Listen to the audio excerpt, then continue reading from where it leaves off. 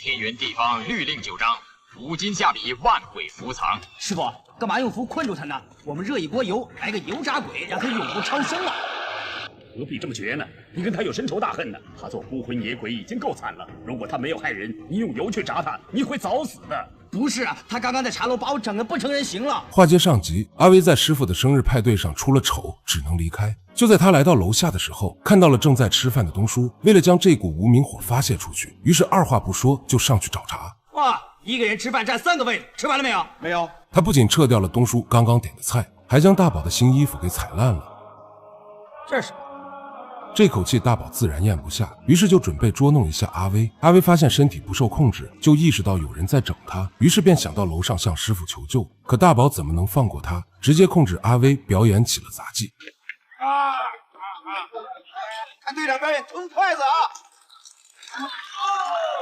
东叔也看阿威不顺眼，第一次见面就差点给自己开瓢，于是他也参与了进来。哎，这不算什么，小儿科嘛，通喉不通肺，还有没有更粗点的？有，这根更不错，这气质够过瘾的。啊！别队长，你来吧。我要。不要啊？那我帮你喽。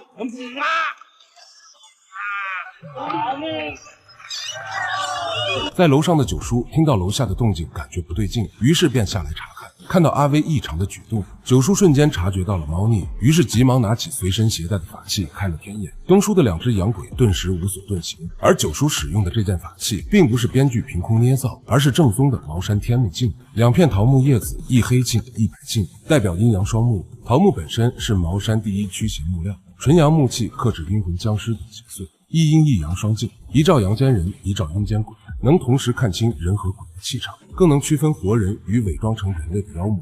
看清状况的九叔从灯中借来一缕阴魂，迅速打入大宝体内，让他无法遁形。紧接着九叔又拿出一个酒坛，然后用手指戳穿坛底，再配合上八卦镜，瞬间就让这个酒坛变成了一个强大的封印容器。随着九叔发力，大宝不受控制的被吸入坛中，一旁的东叔也反应了过来，想要救下小宝。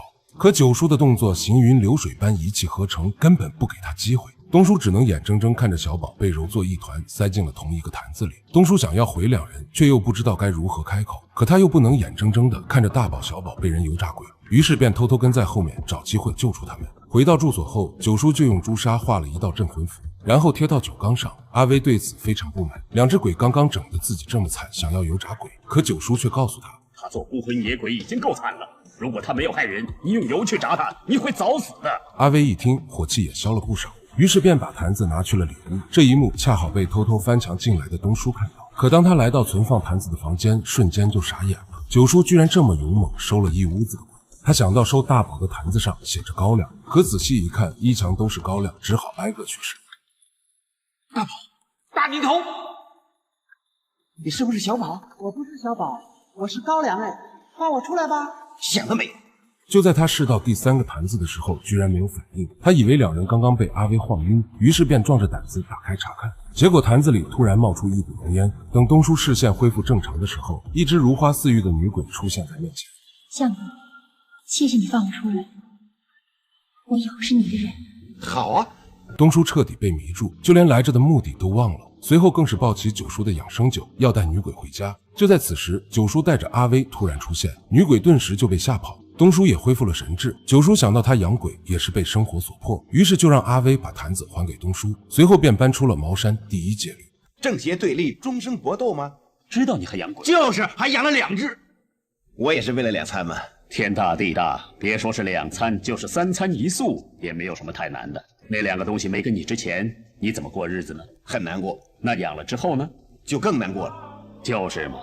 鬼那乃不祥之物，即贫贱、悲哀、衰败、灾祸、耻辱、惨毒、霉臭、伤痛、病死，18个灾祸于一身。你跟他们走进走出的日子怎么会好过呢？那倒也是，你能明白就好了。拿到坛子后，东叔越想九叔说的越有道理，于是便放出大宝小宝，打算和他们分道扬镳。可大宝小宝跟着东叔这么多年，自然舍不得离开，而东叔却坚定了决定。就这样，大宝和小宝变成了流浪鬼。另一边，阿威又发起了牢骚：为什么这个世界这么不公平呢？鬼那么容易见到我们，我们就不能见到鬼？你要鬼看不见你，把锅黑涂在身上，他就看不见你啊！真的？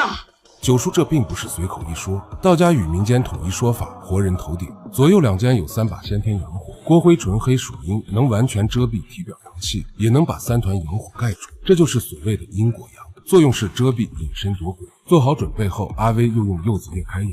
他来到大街上，恰好遇到了流落街头的大宝和小宝。此时的大宝虽然看不见阿威，但却闻到了一股很浓的狐臭味。可就在他仔细寻找着味道的出处时，阿威突然掏出一张灵符。杨走，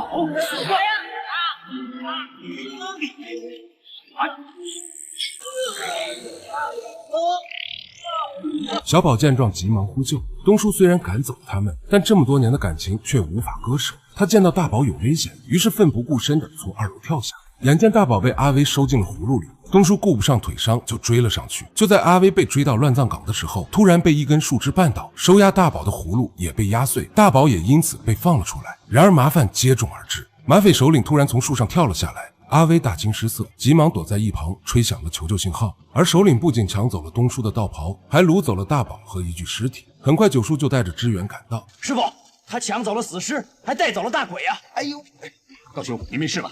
没事，我只是被他踢了一脚，道袍也被他抢走了。听完两人的说明，九叔断定首领会利用大宝来劫狱，于是便让大家回去做好准备。正如九叔猜想的那样，马贼首领正用邪术将大宝的魂魄打入尸体中，然后控制他的心神，下达命令攻击穿道袍的人。看清楚，你要记住，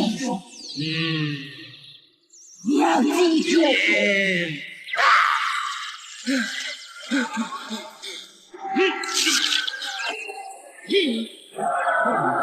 与此同时，大家正紧锣密鼓地准备各种陷阱法器，准备应敌。